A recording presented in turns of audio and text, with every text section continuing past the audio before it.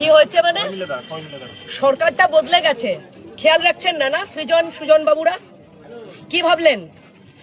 আমি সৃজন ভট্টাচার্যকে জিজ্ঞেস করছি, কে ডেকেছে জিবি? কারা ডেকেছে জিবি? হ্যাঁ, দেশ বিরোধী স্লোগান ইন্ডিয়ান আর্মি রেপ আস। হ্যাঁ, একথা বলবার সাহস কারা দেখাচ্ছে? টুকরে টুকরে গ্যাং যারা এখানে এসে আফজল তেরে সাথ रहेंगे, হ্যাঁ, এই ধরনের কথা যারা বলে দেশ কো টুকরে করেंगे ইনশাআল্লাহ ইনশাআল্লাহ। কি মনে করেছেন যাদবপুরটাকে? কি মনে করেছেন আপনারা এই ইউনিভার্সিটিটাকে নকশাল এবং দেশ বিরোধী শক্তি মাওয়িস্ট এবং এদের দিয়ে আপনারা ভর্তি করে রাখবেন? ভেবেছেন এটা কোথাও চলবে না? এটা বলে রাখলাম, যাদবপুরে তো নই। আপনারা জানেন না যে 352টা বুথে একটা বুথ জিতেছে সিপিএম? তাই জ্বালা লাগছে না? জ্বালা লাগছে আপনাদের?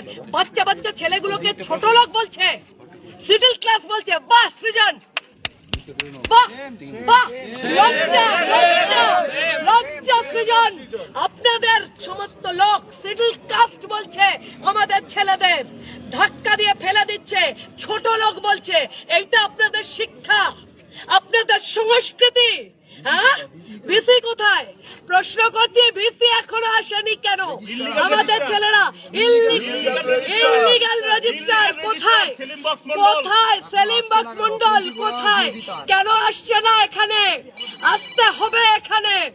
এবং আমি সৃজন ভট্টাচার্যকে বলছি, অলিভ দাস, রহমান মল্লিক, অনির্বাণ, সাগ্নিক সরকার, এদেরকে যদি 1 ঘন্টার মধ্যে যাদবপুর থানায় সারেন্ডার না করান, সৃজন আপনাকে বললাম আমি কিন্তু যেখানে লুকিয়ে আছে সেখান থেকে টেনে বার করব।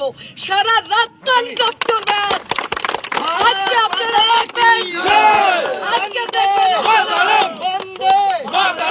কি মনে করছেন? হ্যাঁ, কি মনে করেছেন? ভালো, আমরা ভালোর পথে চাইলাম, সেটা আপনাদের সহ্য হলো না? না, সেটা আপনাদের সহ্য হলো না। চিরবির করছে গা আপনাদের, যতক্ষণ না যাদবপুরকে অস্থির করা যায়। আপনারা আগেও একবার শুরু করলেন, ইয়েতে গেছিল ওরা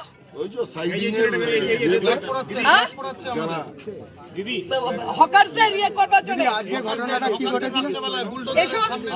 যাদেরকে মেরেছে। আজকে আমাদের তুই বল, এই যে আজকের ঘটনা বলছে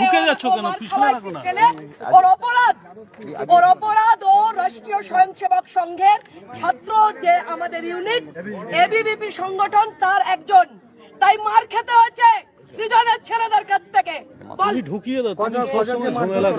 এখানে ভর্তি আছে 4-5 জন, এছাড়া মার খেতে আরো অনেক ছেলে।